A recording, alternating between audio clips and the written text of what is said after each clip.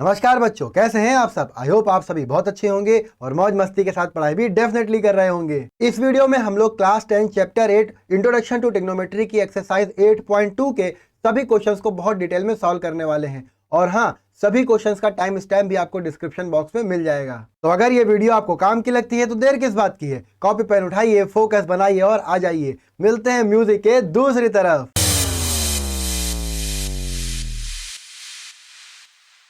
इस वीडियो को देखने से पहले मेरी आप सभी को एडवाइस यही है कि अगर आपने मेरी trigonometric ratios of some specific angles वाली वीडियो नहीं देखी है तो जाके आप पहले ये वाली वीडियो देख लीजिए। उसके बाद ही आप लोग एक्सरसाइज 8.2 का सोल्यूशन देखिए, यानी ये वाली वीडियो को कंटिन्यू कीजिए। और एक बात, आपको ये टेबल भी याद होनी चाहिए जिसकी ट्रिक हमने अपनी वीडियो में बताई है। यही वाली वीडियो बिल्कुल सही, इस वीडियो में हमने आपको ट्रिक भी बताई है। चलिए अब देखते हैं एक्सरसाइज 8.2 का क्वेश्चन नंबर 1, जिसका स्टेटमेंट है इवेलुएट दी फॉलोइंग। मतलब क्या करना है, इवेलुएट का मतलब इनकी वैल्यूज को फाइंड करना है। हम वैल्यूज कब फाइंड कर पाएंगे, जब हमें ट्रिग्नोमेट्रिक रेशियोज की वैल्यू पता होंगी पर्टिकुलर एंगल्स पर। चलिए फिर क्वेश्चन नंबर 1 के फर्स्ट पार्ट को सॉल्व करते हैं। तो पहले पार्ट में बताइए sin60 की वैल्यू क्या होती है। बहुत बढ़िया, √3/2 इंटू cos30 की वैल्यू बता दीजिए। cos30 की वैल्यू भी सर √3/2 ही होती है। क्या बात है। प्लस sin30 की वैल्यू बता दीजिए। sin30 1/2। बहुत बढ़िया भाई। cos60 1/2। इसको सॉल्व कर लेंगे। हाँ सर सॉल्व कर लेंगे। कैसे, √3 मल्टीप्लाई होगा तो क्या आएगा सर, 3 आएगा। कैसे आएगा सर, √3 का स्क्वायर हो जाएगा। रूट का स्क्वायर करेंगे तो रूट गायब हो जाएगा, वैल्यू आएगी 3। बहुत बढ़िया भाई। 3/2 इंटू 2 मल्टीप्लाई होगा, ये वाला 2 इंटू 2 मल्टीप्लाई होगा तो 4 आ जाएगा। बहुत बढ़िया। प्लस 1/4। एलसीएम ले लेते हैं भाई। 4 डिनोमिनेटर में है तो एलसीएम क्या आएगा सर, 4 ही आएगा। यहाँ क्या आएगा 3 + 1। सम बता दीजिए। 4/4 सॉल्व करेंगे तो वैल्यू आएगी सर 1। बहुत बढ़िया, कितना आसान क्वेश्चन था, ओरली कर सकते थे हम लोग इसको। चलिए क्वेश्चन नंबर 1 के सेकंड पार्ट की तरफ चलते हैं। इसमें लिखा है 2 tan स्क्वायर 45। 2 tan स्क्वायर 45 का क्या मतलब है, 2 तो ऐसा ही रहेगा। बहुत बढ़िया भाई। tan स्क्वायर 45 है तो tan 45 डिग्री की वैल्यू क्या होती है सर, 1 होती है। 1 का स्क्वायर करेंगे। बहुत बढ़िया। प्लस cos 30 की वैल्यू बताइए सर, √3/2। √3/2 का क्या लगा है सर, स्क्वायर लगा है। बहुत बढ़िया।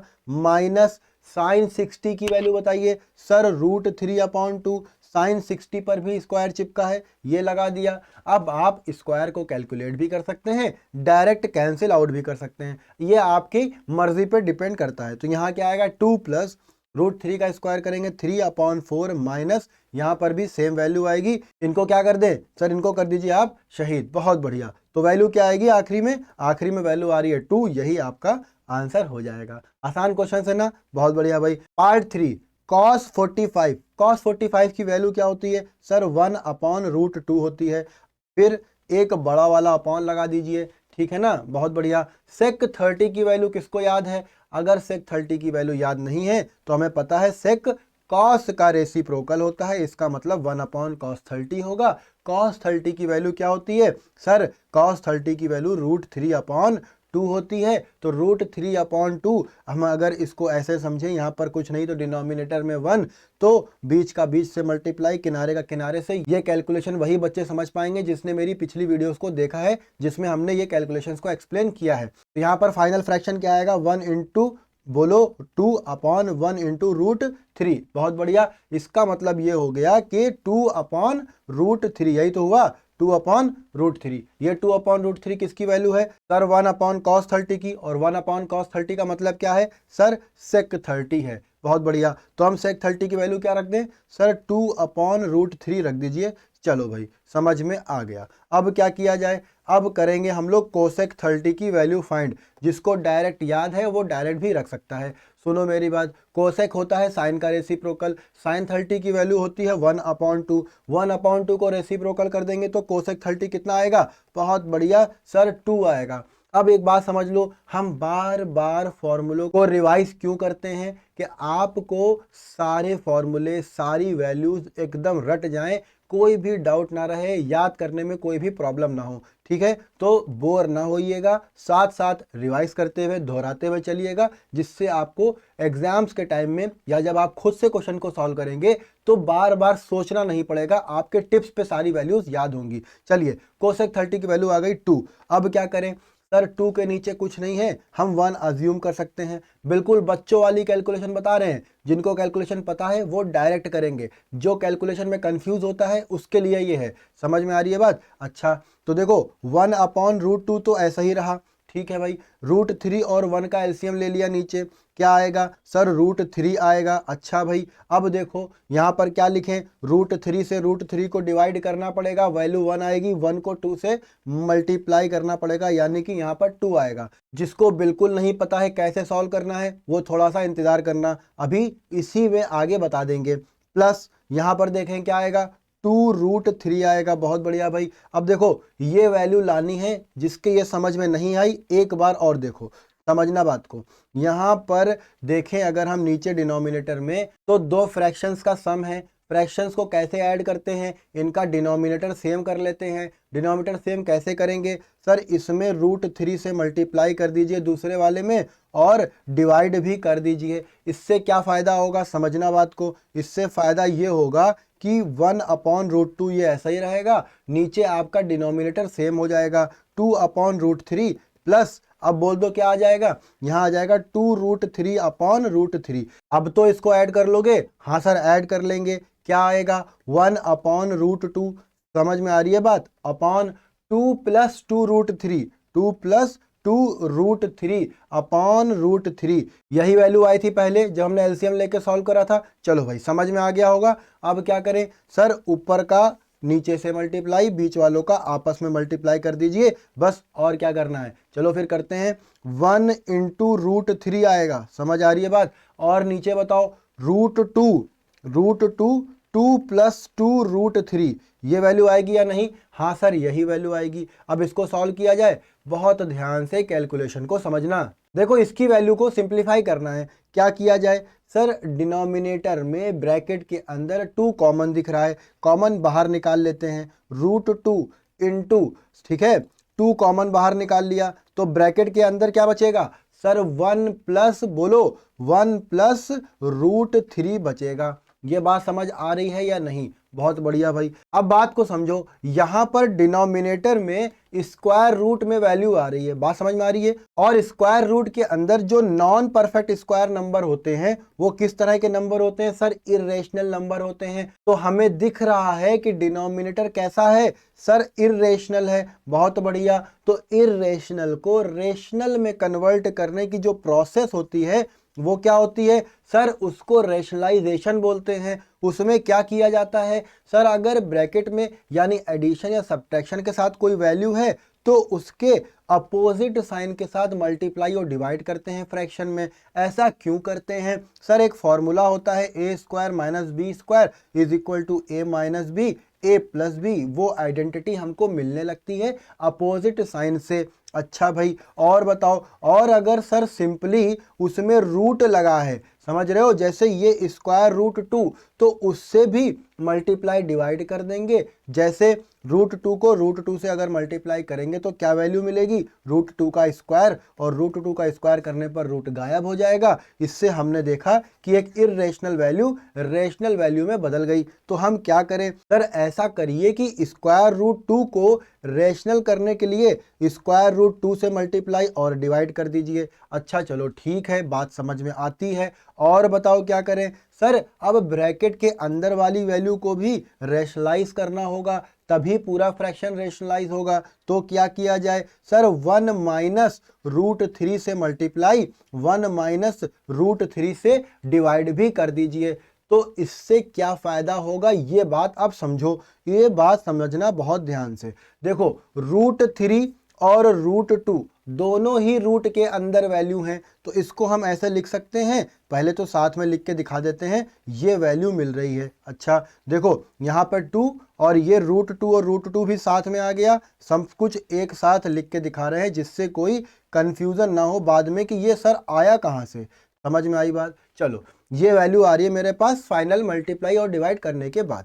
देखो √2 और √3 और √3 में अगर हम देखें तो रूट सिर्फ एक लगा दें तो 3 × 2 लिख सकते हैं। हाँ सर बिल्कुल लिख सकते हैं। तो वैल्यू क्या आएगी सर? √6 आएगी। तो लिख दें सर? लिख दीजिए। यहाँ पर आएगा √6 1 माइनस √3। अच्छा भाई देखो √2 और √2 को क्या करें? मल्टीप्लाई। वैल्यू क्या मिलेगी सर? √2 का स्क्वायर। √2 का स्क्वायर करने पर रूट गायब हो जाएगा, तो हमें यहाँ क्या मिलेगा? 2 × 2 मिलेगा। बहुत बढ़िया भाई, इन दोनों को भी देख लो अब। ठीक है, 1 + √3 1 minus √3 a + b a - b, कौन सी आइडेंटिटी? a² - b²। इसीलिए अपोजिट साइन से मल्टीप्लाई और डिवाइड किया जाता है। यहाँ पर वैल्यू क्या आएगी? यहाँ पर सर वैल्यू आएगी 1 का स्क्वायर माइनस √3 का स्क्वायर। बात समझ में आई या नहीं? हाँ सर समझ में तो आ गई। अब क्या करें सर? अब इसको सिंप्लीफाई करिए। √6 1 माइनस √3 अपॉन 2 × 2 करेंगे 4, ब्रैकेट के अंदर बताओ 1 - 3। ये बात समझ में आ रही है? हाँ सर समझ आ रही है। अब बता दो भैया आगे क्या लिखें? सर आगे लिखिए √6, बहुत बढ़िया, 1 माइनस √3 अपॉन 4 × -2।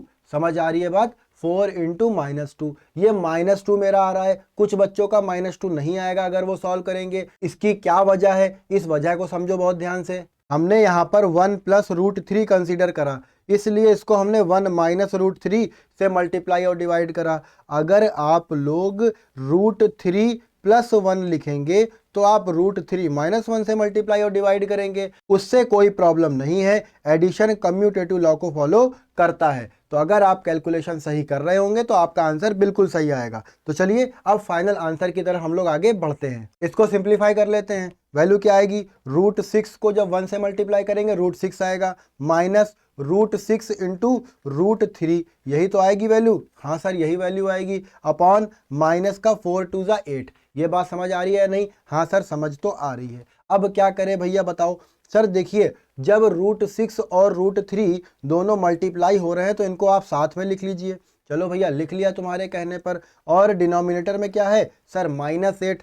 अब यहाँ पर देखना थोड़ा हम दिमाग चलाएंगे, कुछ बच्चे अलग तरह से सोचेंगे, कुछ बच्चे अलग तरीके से सोचेंगे। हम कैसे सोच रहे हैं बात को समझना। देखो हम यहाँ पर लिख रहे हैं √6 माइनस √6 × 3 लिखा है, 6 को लिख सकते हैं 2 × 3 और × 3 ये बाद वाला भाई। अब देखो हमें क्या फायदा हुआ इससे? हमें 3 की पेयरिंग मिल गई। अब कुछ बच्चे इसको ऐसे करते कि भाई √18 हो जाता, फिर 18 के प्राइम फैक्टर्स करते। आप क्या करते उसमें? सर 2 9 × 18, 3 3 × 9, 3 1 × 3, वैल्यू यही आती। ठीक है, प्राइम फैक्टर करने के बाद भी वैल्यू यही आती। तो ये वैल्यू हमने डायरेक्ट सोच ली कि भाई क्यों 18 बनाएं फिर प्राइम फैक्टर्स करें, डायरेक्ट 6 को ब्रेक कर लेते हैं, 3 तो प्राइम फॉर्म में है ही है। अच्छा भाई अब हमें क्या मिल रहा है? सर हमें मिल रहा है नीचे -8। देखो रूट के अंदर 3 2 टाइम्स आ रहा है, एक बार बाहर निकाल लें। हाँ सर निकाल लीजिए। √6 माइनस 3 √2 अपॉन -8 आएगा। ये बात समझ आ गई? बहुत बढ़िया भाई। अब देखो कुछ बच्चों को डिनोमिनेटर में -8 अच्छा नहीं लग रहा होगा, कहीं कहीं पर आंसर में भी नीचे डिनोमिनेटर की वैल्यू पॉजिटिव ही आ रही होगी, और स्टैंडर्ड फॉर्म में डिनोमिनेटर पॉजिटिव ही होना चाहिए। तो क्या किया जाए? सर न्यूमिनेटर से माइनस कॉमन ले लीजिए। माइनस जब कॉमन लेंगे तो 3 √2 माइनस √6 अपॉन -8 आएगा। ये बात समझ में आई या नहीं? हाँ सर समझ में आ गई, 10th में आ गए, ये सब बातें पता है। Minus minus cancel out. जिसको नहीं पता है वो क्या करेगा? ऐसा करना कि यहाँ पर -1 से मल्टीप्लाई कर देना और नीचे भी -1 से मल्टीप्लाई कर देना। क्या कॉन्सेप्ट बन रहा है? -1 से मल्टीप्लाई, -1 से डिवाइड, क्योंकि सेम नंबर से मल्टीप्लाई और डिवाइड करने पर वैल्यू में कोई चेंज नहीं होता है। चलो यहाँ से फाइनल आंसर बता दो क्या आ रहा है भाई? 3 √2, बहुत बढ़िया, 3 √2 माइनस √6 अपॉन 8, यही आपका आंसर है इस क्वेश्चन का। कौन सा क्वेश्चन था ये? सर क्वेश्चन नंबर 1 का थर्ड पार्ट था। समझ में आया? कैलकुलेशन समझ में आई? बहुत बढ़िया। नेक्स्ट पार्ट की तरफ चलते हैं। नेक्स्ट पार्ट है हमारा क्वेश्चन नंबर 1 का फोर्थ पार्ट। यहाँ पर लिखा क्या है, sin 30 की वैल्यू चिपकाते हैं। क्या वैल्यू है सर, sin 30 की वैल्यू 1/2, tan 45 की वैल्यू बताओ सर 1 माइनस कोसेक 60। कोसेक 60 आपको याद होनी चाहिए, अगर याद नहीं है तो साइन 60 का रेसिप्रोकल कर दो। साइन 60 √3/2, √3/2 का रेसिप्रोकल 2/√3। ये बात समझ में आ गई, बहुत बढ़िया भाई। आगे देखते हैं सेक 30 की वैल्यू अगेन आपको याद होनी चाहिए, नहीं याद है तो cos 30 से निकाल सकते हैं। cos 30 कितना होता है, √3/2, √3/2 का रेसिप्रोकल 2/√3। अच्छा आगे बताओ, प्लस cos 60 कितना होता है 1/2, प्लस cot 45 कौन बताएगा सर, cot 45 tan 45 दोनों की वैल्यू 1 ही होती है। अब क्या करें सर, इनको सिंप्लीफाई करना है। कैसे किया जाए सर, एलसीएम ले लीजिए। चलो फिर ले लेते हैं। सबसे पहले ऊपर वाले में देखते हैं क्या मिलेगा हमें, 2√3 एलसीएम मिल जाएगा, बहुत बढ़िया। अब क्या करें सर, लिखते जाइए, ये सब कैलकुलेशन हमको आती हैं। तो यहाँ पर क्या मिलेगा, √3 प्लस 2√3 माइनस 2 इंटू 2 करेंगे 4 आ जाएगा। बात समझ में आ गई, बहुत बढ़िया। अब क्या करें, एक सर बड़ा वाला अपॉन लगाइए। फिर बताओ सर, अब नीचे वाले को सिंप्लीफाई करिए। नीचे क्या है सर, नीचे है सेम नंबर 2√3 एलसीएम आ जाएगा। 2√3 मेरा एलसीएम आ गया। अब क्या करें सर, अब यहाँ पर वैल्यू चिपकाइए, 2 इंटू 2 4 प्लस 1 इंटू √3 प्लस 2√3, ये वैल्यू सर आएगी। बात समझ में आई, फ्रैक्शन समझ में आया। चलो इसी को साफ साफ लिखते हैं और इसको सिंप्लीफाई कर लेते हैं। सबसे पहले क्या किया जाए भाई सर, एक जैसी शक्लों को पहले सॉल्व करिए। √3 और 2√3 ऐड होके क्या मिलेंगे सर, 3√3 माइनस 4/2√3। उसके बाद एक बड़ा वाला अपॉन, और फिर बता दो सर 4 प्लस 3√3/2√3, ये वैल्यू आएगी। हाँ सर यही वैल्यू आएगी। अब क्या किया जाए सर, बीच का बीच से किनारे से मल्टीप्लाई कर दीजिए। तो वहां पे बताओ क्या लिखें सर, देखिए 3√3 माइनस 4 तो ऐसे ही रहा, 2√3 ऊपर चला गया, बहुत बढ़िया भाई, 2√3 ऊपर आ गया। अब बताओ डिनोमिनेटर में सर 2√3, ये तो ऐसा ही रहा, 4 प्लस 3√3 भी लिख दीजिए मल्टीप्लाई में। अब बता दो सर, एक जैसी शक्लों को काट दीजिए, 2√3 कैंसिल आउट हो गया। अब जो बच रहा है उसको लिख लेते हैं फाइनल में, 3√3 माइनस 4/4 प्लस 3√3 लिखें या 3√3 प्लस 4 लिखें। इस बार हमने चेंज कर लिया। क्यों चेंज करा, क्योंकि न्यूमिनेटर में 3√3 पहले लिखा था तो डिनोमिनेटर में भी लिख लिया। अब क्या करें सर, इसको रैशनलाइज कर दीजिए। कैसे करेंगे, अपोजिट साइन से मल्टीप्लाई और डिवाइड करना पड़ेगा। डिनोमिनेटर के रिस्पेक्ट में अपोजिट साइन चाहिए होता है। तो 3√3 माइनस 4। अब बता दो भैया क्या करें सर, ऊपर 3√3 माइनस 4 का होल स्क्वायर दिख रहा है, 3√3 माइनस 4 का होल स्क्वायर, और नीचे क्या दिख रहा है sir, a square minus B square का फॉर्मूला दिख रहा है, वही लगा दिया। क्या बात है। अब क्या इसको सॉल्व कर पाओगे, हाँ सर कर लेंगे। चलो फिर इसको सॉल्व किया जाए, साथ साथ में आप लोग भी करेंगे। क्या किया जाए भाई, a माइनस बी का होल स्क्वायर खोलते हैं, 3√3 का स्क्वायर, बोलते रहो साथ साथ, प्लस 4 का स्क्वायर माइनस 2 इंटू, बोलो 2 इंटू 3√3 इंटू 4, यही वैल्यू आएगी। हाँ सर यही वैल्यू आएगी। अब आगे बता दो क्या लिखें सर, 3√3 का स्क्वायर करिए। बताओ कैसे करेंगे, 3√3 का स्क्वायर करने के लिए क्या करना पड़ेगा, 3√3 इंटू 3√3। देखो 3 और 3 आपस में मल्टीप्लाई होगा तो 9 बनेगा, √3 आपस में मल्टीप्लाई होगा तो 3 बनेगा, तो 9 3 जा 27 आएगा। यहाँ पे क्या आएगा, 27 माइनस 4 का स्क्वायर 16। कैलकुलेशन समझ में आ रही है ना। चलो भाई बहुत बढ़िया। अब कुछ बचा नहीं है, सिर्फ वैल्यूज निकालना बची हैं। 3√3 के स्क्वायर की वैल्यू 27 प्लस 4 का स्क्वायर 16 माइनस, यहाँ पर बता दो क्या लिखें, 2 इंटू 3 6, 6 4 जा 24, 24√3 अपॉन 27 माइनस 16 करेंगे, क्या आएगा, 7 माइनस 6 वैल्यू 1, 2 माइनस 1 वैल्यू 1। अब लास्ट में बता दो सर, लास्ट में 27 और 16 को ऐड कर दीजिए, 6 6 12 प्लस 1 13 का 3 carry 1, 2 plus 1 3 plus 1 4, 43 minus 24√3 upon 11। Sir यही फाइनल आंसर हो जाएगा। किसका, किसका भाई सर, क्वेश्चन नंबर 1 के फोर्थ पार्ट का। बात समझ में आई या नहीं? अगर आपको कैलकुलेशन समझ में नहीं आ रही है, टेलीग्राम ग्रुप का लिंक आपको मिल जाएगा डिस्क्रिप्शन बॉक्स में, वहां पर जाके आप अपने डाउट्स को पूछ सकते हैं, कमेंट बॉक्स में भी कमेंट कर सकते हैं। चलिए चलते हैं नेक्स्ट क्वेश्चन की तरफ। अब तक तो आप लोग समझ चुके होंगे क्या करना है। चलिए वैल्यूज को बोलना शुरू कीजिए। 5 इंटू cos 60 की वैल्यू, बहुत बढ़िया, 1/2 इसका कर देंगे स्क्वायर, प्लस 4 इंटू sec 30 की वैल्यू क्या होती है, अब तक सबको याद हो चुकी है, 2/√3 इसका भी करना है स्क्वायर, माइनस tan 45 की वैल्यू 1 का स्क्वायर भी कर देंगे, वैल्यू वैसे 1 ही आएगी। अब बता दीजिए, एक बड़ा वाला अपॉन लगाइए सर, और नीचे की भी वैल्यूज को स्क्वायर कर दीजिए। sin 30 की वैल्यू 1/2 का स्क्वायर, प्लस cos 30 की वैल्यू √3/2 का स्क्वायर। चलो भाई अब आगे सॉल्व करते हैं। 5 इंटू 1/4 समझ आ गई बात, प्लस 4 इंटू 4/3 माइनस 1, सही है, अपॉन क्या करते हैं भाई, अपॉन 1/4 प्लस 3/4, यही वैल्यू आएगी। हाँ सर यही वैल्यू आएगी। अब आप लोग वीडियो को पॉज करिए और इस कैलकुलेशन को खुद से करिए, उसके बाद सॉल्यूशन को देखिए। सॉल्व कर लिया ना आप लोगों ने? चलिए अब अपनी कैलकुलेशन को मेरी कैलकुलेशन से मैच करिए, और जिसका आंसर नहीं आया वो तो बहुत ध्यान से समझे।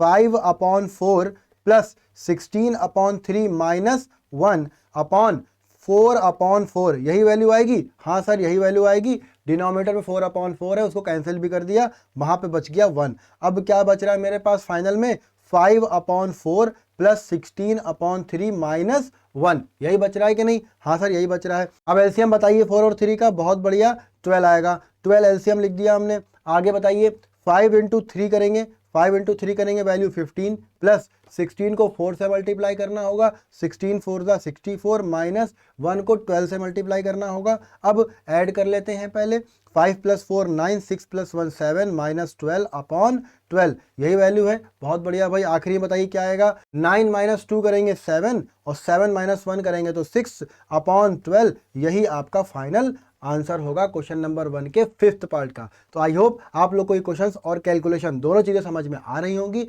यहाँ पर क्वेश्चन नंबर 1 खत्म होता है। चलते हैं क्वेश्चन नंबर 2 की तरफ। एक और चूरन क्वेश्चन आपके सामने आ चुका है, और इसका स्टेटमेंट क्या है, choose the correct option and justify your answer. चलो भाई एक एक करके देख लेते हैं। क्वेश्चन नंबर 2 का first part, 2 tan 30/1 plus tan square 30 की वैल्यू किस वैल्यू के इक्वल है, ये ऑप्शन आपको सेलेक्ट करना है। इस तरह क्वेश्चन को सॉल्व करने के लिए आपको सारी ही वैल्यूज याद होनी चाहिए। तो sin 60 की वैल्यू क्या होती है, √3/2 होती है, cos 60 1/2, tan 60 √3। अब इसकी वैल्यू निकाल ली जाए, क्या वैल्यू आएगी भाई, 2 इंटू tan 30 की वैल्यू 1/√3, बहुत बढ़िया, अपॉन में क्या लिखा है 1 प्लस tan स्क्वायर 30, मतलब 1 प्लस √3 का स्क्वायर करना है, सही है भैया। अब बता दो आगे क्या लिखें सर, 2/√3 अपॉन 1 प्लस 1/3 आएगा, क्या बात है। यहाँ डिनोमिनेटर में कुछ नहीं तो 1 हम समझ सकते हैं। आगे सॉल्व करते हैं, यहाँ पे क्या लिख दें, 2/√3 अपॉन 3 और 1 का एलसीएम 3 आएगा, आएगा या नहीं? हाँ सर 3 आएगा, और उसके बाद यहाँ पर 3 + 1 मिलेगा। समझ में आ रही है बात? आगे बता दो, 2/√3 अपॉन 4/3, ये वैल्यू सर आ रही है। अब क्या किया जाए, सब लोग मेरे सिंबल से समझ गए होंगे हम क्या करने जा रहे हैं। 2 इंटू 3 अपॉन 4 इंटू √3, ऐसे हम इसको करने जा रहे हैं सिंप्लीफाई। 2 1 ज़ा 2, 2 1 ज़ा 2, 2 2 ज़ा 4, वैल्यू मिल रही है 3/2√3। क्या किया जाए, डिनोमिनेटर में √3 दिख रहा है, तो न्यूमिनेटर में भी √3 से मल्टीप्लाई कर दें, डिनोमिनेटर में भी √3 से मल्टीप्लाई कर दें, वैल्यू क्या मिलेगी सर, 3 इंटू √3 अपॉन 2 इंटू 3, ये वैल्यू आएगी। नीचे डिनोमिनेटर में 3 कैसे आया, क्योंकि 2 बार √3 मल्टीप्लाई होगा तो 3 आएगा, क्या बात है। यहाँ से 3 और 3 भी शहीद हो गए। आखिरी में क्या आ रहा है सर, आखिरी में √3/2 आ रहा है। ये ऑप्शन में किसके इक्वल है सर, √3/2, ऑप्शन नंबर ए, जिसमें sin 60 दिया है। इसका मतलब फर्स्ट पार्ट का कौन सा आंसर सही है सर, ए वाला आंसर सही है। इस तरह से आपकी अप्रोच होनी चाहिए। चलिए भाई नेक्स्ट क्वेश्चन को देखते हैं। नेक्स्ट क्वेश्चन में भी बहुत ही इजी वैल्यू है, 1 माइनस tan स्क्वायर 45 मतलब 1 का स्क्वायर अपॉन 1 प्लस tan 45 की वैल्यू 1 और 1 का स्क्वायर कर देना है। अच्छा भाई 1 माइनस 1 अपॉन 1 प्लस 1 यानी 0 अपॉन 2 यानी वैल्यू क्या सर 0। और ऑप्शन में 0 कहाँ पर है सर, ये दिख रहा है 0, यही आपका ऑप्शन सही होगा। क्या बात है भाई। क्वेश्चन नंबर 2 के थर्ड पार्ट पर चलो भाई चलते हैं। यहां पर हमने देखा sin 2a is equal to 2 sin a लिखा है। इस तरह के क्वेश्चंस में क्या करें, क्या अप्रोच होनी चाहिए आपकी। देखिए हम लोग इसको बाय ऑप्शन सॉल्व करेंगे, ठीक है, बाय ऑप्शन सॉल्व करेंगे। क्यों भैया बाय ऑप्शन सॉल्व कर रहे हैं, क्योंकि इसमें वैल्यू दी ही नहीं है, ए की वैल्यू अननोन है, तो हम कैसे सॉल्व करें। वो जो फॉर्मूले होते हैं वो आपके स्टैंडर्ड में है नहीं, वो आप आगे जाके 11-12 में पढ़ेंगे, तो हमारे पास मजबूरी है कि हमको इसे बाय ऑप्शन ही सॉल्व करना होगा। तो देखते हैं फिर ए की वैल्यू अगर हम 0 रख दें तो साइन 2 इंटू 0 तो वैल्यू क्या आएगी सर साइन 0 डिग्री, तो वैल्यू यहाँ पर साइन 0 की 0 होती है। ये किसकी वैल्यू है सर, ये LHS की वैल्यू है, लेफ्ट हैंड साइड क्या है सर साइन 2a, समझ रहे हो। अब राइट हैंड साइड की वैल्यू निकाल लो। सर राइट हैंड साइड में क्या है सर, राइट हैंड साइड में तो 2 साइन a है, बहुत बढ़िया।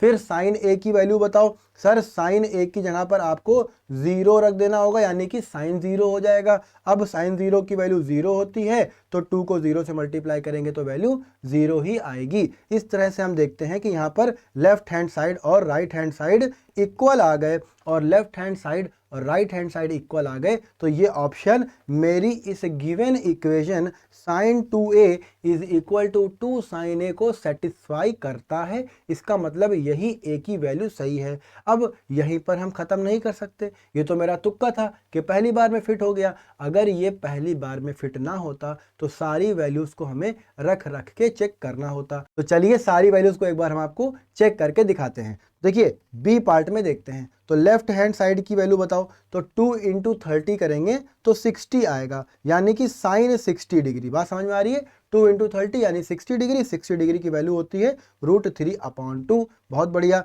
अब यहाँ पर लिखा है 2 इंटू आगे लिखा है साइन a का मतलब साइन 30 की वैल्यू बता दो, साइन 30 की वैल्यू 1/2, तो 2 इंटू 1/2, 2 से 2 कैंसिल आउट हो गया, वैल्यू आ गई 1। यहाँ पर देखा हमने कि LHS is not equal to RHS। इस तरह से दो ऑप्शंस आप लोग खुद से सॉल्व करेंगे, ये दोनों C और D, ये आपका होमवर्क है। और आप देखेंगे कि लेफ्ट हैंड साइड और राइट हैंड साइड दोनों की वैल्यू सेम आती है या नहीं आती है। अब चलते हैं हम लोग क्वेश्चन नंबर 2 के फोर्थ पार्ट की तरफ, इसको भी जल्दी से सॉल्व कर लेते हैं। वैल्यू ही रखनी है, वैल्यू को रखते हैं और क्वेश्चन को खत्म कर लेते हैं।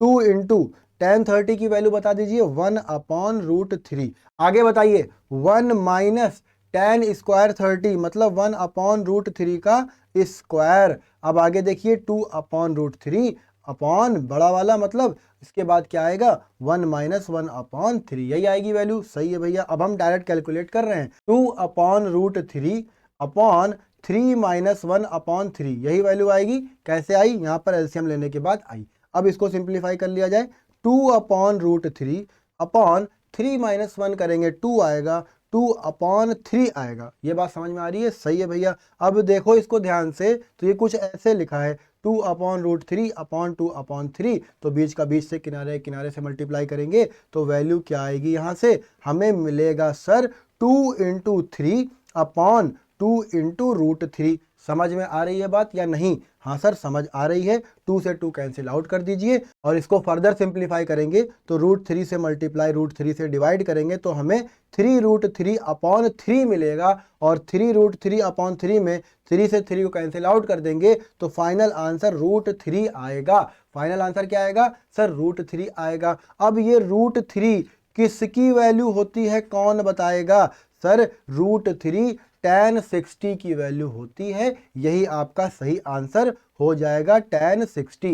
cos 60 की वैल्यू क्या होती है 1/2, sin 60 √3/2, sin 30 1/2। एक ही ऑप्शन आपके काम का है, option number C, which is the correct answer. चलिए भाई, तो इस तरह से हमने क्वेश्चन नंबर 2 के भी सभी पार्ट्स को सॉल्व कर लिया। अब हम लोग चलते हैं कहां पर, अब हम लोग चलते हैं क्वेश्चन नंबर 3 पर। ये एक अच्छा सवाल है और बहुत ही ध्यान से इसको समझिएगा। देखिए tan a plus B is equal to √3 दिया है, ठीक है भाई, और यहाँ पर tan a minus B is equal to 1/√3 दिया है, और एक और कंडीशन भी दी है कि जो a प्लस बी की वैल्यू है वो 0 और 90 के बीच में लाई करती है, 90 के इक्वल हो सकती है बट लेस देन और इक्वल है, ज़्यादा नहीं होनी चाहिए, ठीक है। अब इस तरह के क्वेश्चंस में हमारी अप्रोच क्या होनी चाहिए, इसको बहुत ध्यान से समझिएगा। देखिए हमें पता है कि tan 45 की वैल्यू क्या होती है, ये एक एग्जाम्पल दे रहे हैं, tan 45 की वैल्यू क्या होती है सर 1 होती है। अच्छा भाई, अगर कहीं पर लिखा है कि tan theta is equal to 1, तो आपसे अगर ये सवाल पूछा जाए कि tan theta is equal to 1 है तो थीटा की वैल्यू क्या होगी, आप सभी को पता है कि सर 1 ना tan 45 की भी वैल्यू होती है अगर हम लोग 0 और 90 के बीच की बात करें। हम कहेंगे हाँ भाई बात तो सही है, तो सॉल्व कैसे किया जाए इसको, तो सर ऐसा करिए कि यहाँ पर 1 की जगह आप tan 45 सब्स्टिट्यूट कर दीजिए, ठीक है भाई। उससे क्या मिलेगा देखना, समझना बात को, हमें मिलेगा tan theta is equal to tan 45। तो अब हम क्या कर रहे हैं, हम दोनों साइड कंपेयर कर रहे हैं। क्यों कंपेयर कर रहे हैं, क्योंकि LHS और RHS तो इक्वल है, ये आपको इक्वल टू का साइन भी दिख रहा है और फंक्शन भी सेम है। टिग्नोमेट्रिक फंक्शन क्या चल रहा है, tan, दोनों ही सेम भी है, यानी कि टिग्नोमेट्रिक फंक्शन सेम है, मेरी इक्वेशन भी सेम है, सेटिस्फाई करती है, तो थीटा की वैल्यू भी सर सेम होनी चाहिए। सेम होने का मतलब क्या है, थीटा की वैल्यू कितनी होनी चाहिए सर 45 डिग्री होनी चाहिए। इसका क्या मतलब है, यहाँ पर हम कंपेयर कर रहे हैं, किसको कंपेयर कर रहे हैं, लेफ्ट हैंड साइड और राइट हैंड साइड को कंपेयर कर रहे हैं। कैसे कर पा रहे हैं, क्योंकि इनका टिग्नोमेट्रिक फंक्शन सेम है, दोनों ही tan है। जब tan tan सेम होता है तो एंगल की वैल्यू भी सेम होनी चाहिए कि नहीं, बिल्कुल होनी चाहिए। कोई भी ये ना करना कि tan को tan से काट दिया, ये कटता नहीं है, कैंसिल आउट नहीं होता है, क्योंकि ये एक फंक्शन होता है, एक रिलेशन होता है, ठीक है। तो यहाँ पर हम वर्ड यूज करते हैं on comparing both sides theta is equal to 45 degree. Concept समझ में आया, बहुत बढ़िया। अब इसी कॉन्सेप्ट से इस क्वेश्चन नंबर 3 को सॉल्व करते हैं। tan a plus B is equal to, tan की किस एंगल पर वैल्यू √3 होती है, सबको पता है सर tan 60 की होती है। क्या बात है। अब हम लोग यहाँ पर ध्यान से देखें तो दोनों ही टिग्नोमेट्रिक फंक्शन सेम है, तो इनके एंगल भी सेम होने चाहिए। इसका मतलब a प्लस बी की वैल्यू कितनी होनी चाहिए सर 60 डिग्री होनी चाहिए। समझ में आ रही है बात, चलो भाई आगे बताओ। सर देखिए tan a माइनस बी में ये जो वैल्यू है ये 1/√3 के इक्वल है, तो 1/√3 tan 30 की वैल्यू होती है। क्या बात है, फिर से हम कंपेयर कर दें, क्या मिलेगा, a minus B is equal to बोलो 30 डिग्री मिलेगा। अब मेरे पास दो इक्वेशंस आ गई, a plus B is equal to 60 degree, a minus B is equal to 30 degree. कौन सा टॉपिक बन गया ये, लीनियर इक्वेशन इन 2 वेरिएबल्स। पढ़ा है आप लोगों ने, हाँ सर पढ़ा है। अब इसको सॉल्व करने के लिए क्या किया जाए, सर इसको सॉल्व करने के बहुत सारे मेथड हैं, सबसे आसान है पहले आप इनको ऐड कर दीजिए। ठीक है भाई, कर देते हैं। a plus B is equal to 60, a minus B is equal to 30, इनको जब हम ऐड करेंगे तो हमें क्या मिलेगा भैया बताओ। ये देखिए सर b से b तो कैंसिल आउट हो जाएगा, 2a इज इक्वल टू, ये 60 लिखा है, समझ में आ रहा होगा आई होप, ये 60 लिखा है, इनको ऐड करेंगे तो 90 आएगा। तो a की वैल्यू बता दो सर, a की वैल्यू 90/2 विच इज 45 डिग्री। बात समझ में आई या नहीं, कैसे आ रही है, a इज इक्वल टू 90/2, और जगह मेरे पास कम थी इसलिए हमने ये प्रोसेस नहीं करके दिखाई, डायरेक्ट आंसर लिख दिया 45 डिग्री। अब ये 45 जो a की वैल्यू आई है ये कहीं पर भी चिपका दीजिए आप, या इक्वेशन 1 में या इक्वेशन 2 में, आपकी b की वैल्यू भी आ जाएगी। तो चलिए इक्वेशन नंबर 2 में a की वैल्यू चिपका देते हैं। तो a की वैल्यू चिपकाने पर हमें क्या मिलेगा, a की वैल्यू चिपकाएंगे तो 45 degree minus b is equal to 30 degree, ये आएगा कि नहीं, हाँ सर यही आएगा। तो b को राइट में भेज दें और 30 को लेफ्ट में ले आएं, क्या मिलेगा, 45 degree minus 30 degree is equal to b, b की वैल्यू 15 डिग्री, यही आपका आंसर हो गया। ए आ गया 45, बी आ गया 15, यही वैल्यू क्वेश्चन नंबर 3 की हो गई। ठीक है ना। चलिए, तो ये क्वेश्चन समझ में आ रहे हैं, बहुत ही आसान है। अब चलते हैं इस वीडियो के लास्ट क्वेश्चन, क्वेश्चन नंबर 4 पर, जिसके अपने आप में 5 पार्ट हैं। ठीक है ना। तो चलिए इसका स्टेटमेंट पढ़िए। इसमें लिखा है state whether the following are true और फॉल्स, मतलब ट्रू और फॉल्स लिखना है। ठीक है भाई, लिख देंगे। यहाँ पर लिखा है जस्टिफाई भी करना है आपको आपका आंसर, यानी कि आपको उसका रीजन पता होना चाहिए, तुक्का या गेस नहीं मारना है। ठीक है भाई। Sine A plus B is equal to sine A plus sine B. देखिए, इस इक्वेशन को चेक करना है कि ये सही है या नहीं। किसी इक्वेशन का मतलब क्या होता है? अगर कोई एक इक्वेशन है, इसका मतलब ए और बी की हर पॉसिबल वैल्यू पर वो इक्वेशन सही होनी चाहिए। इक्वेशन सही होने का मतलब क्या है? लेफ्ट हैंड साइड और राइट हैंड साइड दोनों की ही वैल्यू ए और बी की सभी पॉसिबल वैल्यू पर इक्वल होनी चाहिए। अगर ऐसा है तो हमें ए और बी की अलग अलग वैल्यूज पर ये इक्वेशन की वैल्यू चेक करनी होगी। कर लेते हैं भाई। ए की वैल्यू हमने पहले 0 ले ली और बी की वैल्यू भी हमने 0 लेट कर ली। अब निकालते हैं लेफ्ट हैंड साइड। तो साइन 0 प्लस 0 करेंगे तो वैल्यू आएगी साइन 0, और साइन 0 की वैल्यू होती है 0। अच्छा, अब राइट साइड में देखो, साइन 0 क्यों? क्योंकि ए 0 है, प्लस साइन फिर से 0 क्योंकि बी भी 0 है। 0 प्लस 0 करेंगे फिर से 0 आएगा। इसका मतलब लेफ्ट हैंड साइड और राइट हैंड साइड दोनों इक्वल आ गए, यानी कि ये जो स्टेटमेंट है, ये जो इक्वेशन है, ये 0 डिग्री पर तो ट्रू है।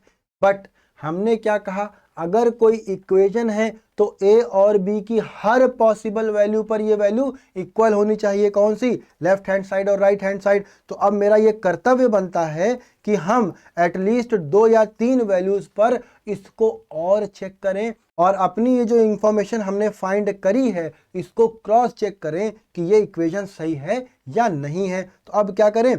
ए और बी की वैल्यूज बदल देते हैं। ए ले लेते हैं 30 डिग्री, बी ले लेते हैं 60 डिग्री। अब LHS और RHS बताइए। समझ में आ रही है बात? अब आप लोग LHS और RHS बताइए। तो हम देखते हैं कि यहाँ मिलेगा साइन 30 प्लस 60 यानी साइन 90 डिग्री, और साइन 90 की वैल्यू होती है 1। ठीक है भाई।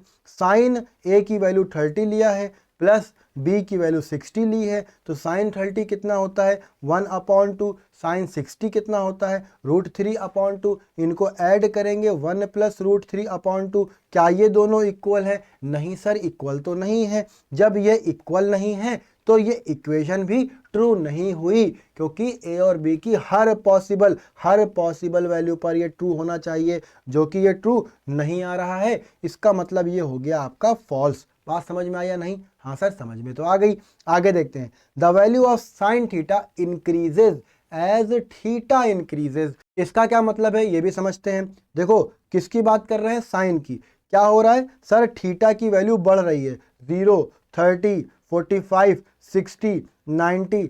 तो साइन की वैल्यू बढ़ रही है या घट रही है, ये चेक करना है। ठीक है भाई, बताओ क्या होती है? सर साइन 0 होता है 0। ठीक। साइन 30 क्या होता है? सर 1/2। 1/2 की वैल्यू क्या होती है? 1/2 की वैल्यू होती है 0.5। अच्छा भाई, साइन 45 डिग्री पर 1/√2 आता है, साइन 60 डिग्री पर √3/2, और साइन 90 डिग्री पर 1।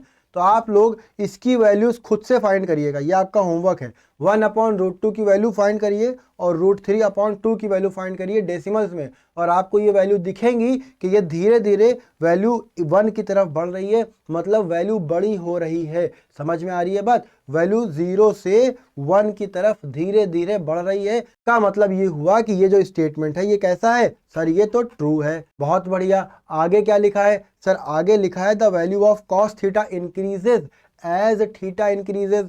बट सर हमें याद है आपने बताया था कि कॉस की वैल्यू कैसे निकालते हैं?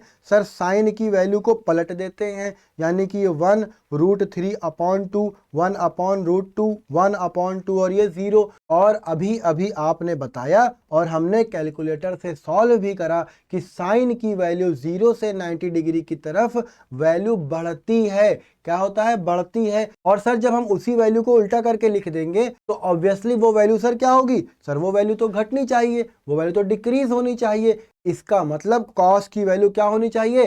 सर डिक्रीज होनी चाहिए।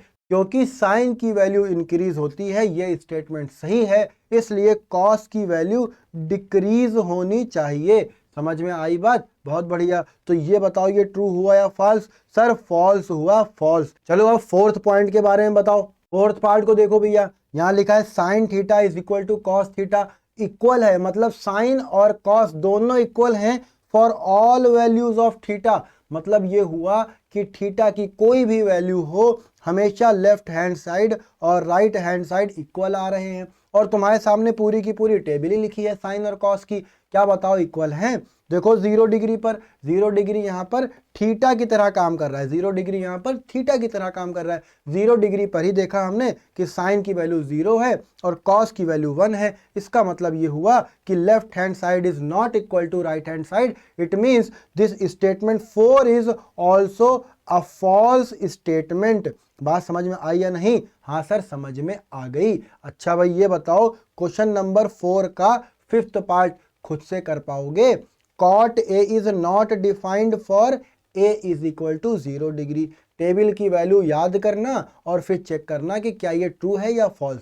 तो ये आपका हो गया होमवर्क। थोड़ा होमवर्क तो बनता है ना। चलो भाई, तो इस तरह से हमने पूरी एक्सरसाइज को खत्म करा और सभी क्वेश्चंस को बहुत डिटेल में समझा। और अगर ये क्वेश्चंस आपको समझ में आए हो और वीडियो का एक्सप्लेनेशन अच्छा लगा हो तो वीडियो को जरूर लाइक करिए, अपने दोस्तों में वीडियो को शेयर कीजिए, चैनल को सब्सक्राइब करिए और बेल आइकन का बटन जरूर दबाइए। मिलते हैं नेक्स्ट वीडियो में, तब तक अपनी पढ़ाई करते रहिए और अपना ख्याल रखिए। Thank you.